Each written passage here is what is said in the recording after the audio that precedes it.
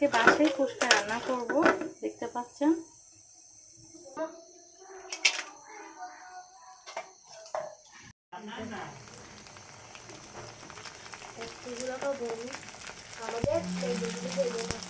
চুলা একটু ছোট করে দাও তো, তেল পড়বে।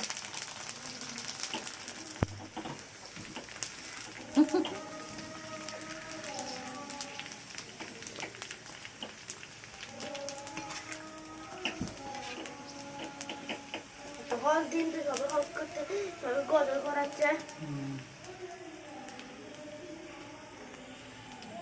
এই তো অনেকগুলো ফুচকা বানিয়ে ফেললাম, দেখতে পাচ্ছ। আজকে কিন্তু ঘরে রেডিমেড ফুচকা। এই আর এখানে আমি কিছু টক বানিয়েছি একদম কড়া করে। এখানে কিছু সালাদ কেটেছি, আর এখানে ভেতরের জন্য যেটা করে সেটা করেছি। কাঁচামরিচ করে নেই, বাচ্চারা কাঁচামরিচ খেতে পারবে না, তাই। এখন আমি তোমাদেরকে একটা ফুচকা বানিয়ে দেখাই। এই তো তোমরা আওয়াজ তো শুনতে পাচ্ছ কীভাবে কিপচে হয়েছে, একদম মসমস।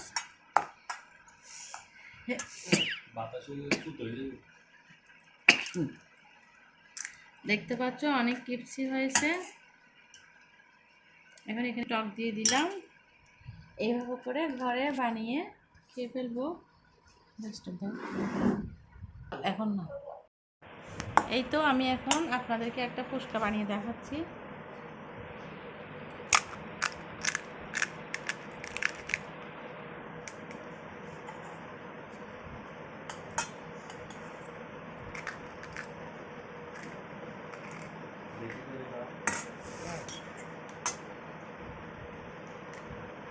দেখতে পাচ্ছেন, আর এখানে একটু সালাদ দিচ্ছি। আমি পুরো প্লেটটা সাজিয়ে কিন্তু দেখাবো। এই তো আমার ফুচকা রেডি। খাও, বিসমিল্লাহ বলে খাও। আর আজকে যদি আমার এই ফুচকা রেসিপি তোমাদের ভালো লাগে তাহলে অবশ্যই বেশি বেশি করে শেয়ার করবা, এবং কেউ যদি আমার চ্যানেলে নতুন হয়ে থাকো তাহলে অবশ্যই আমার চ্যানেলটাকে সাবস্ক্রাইব করে দিতে ভুলবা না। এভাবে সবাই আমার পাশে থাকবা। আর তোমাদের যদি বাসায় খেতে মন চায় ঠিক এভাবে ঘরে বানিয়ে একদম নর্মালভাবে খেয়ে ফেলবা। দেখতে পাচ্ছ তোমাদের ভাইয়া ফুচকা বানিয়ে দিচ্ছে আমাকে।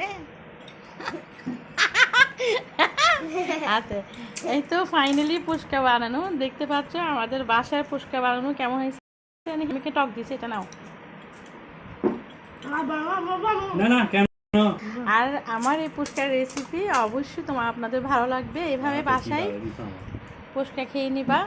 দেখতে পাচ্ছ কীভাবে করে ফুচকা বানাচ্ছে। আজকে ব্লগটা তাহলে আমি এখানেই শেষ করতেছি। এই তো ফুচকা খেয়ে নিচ্ছি। এই তো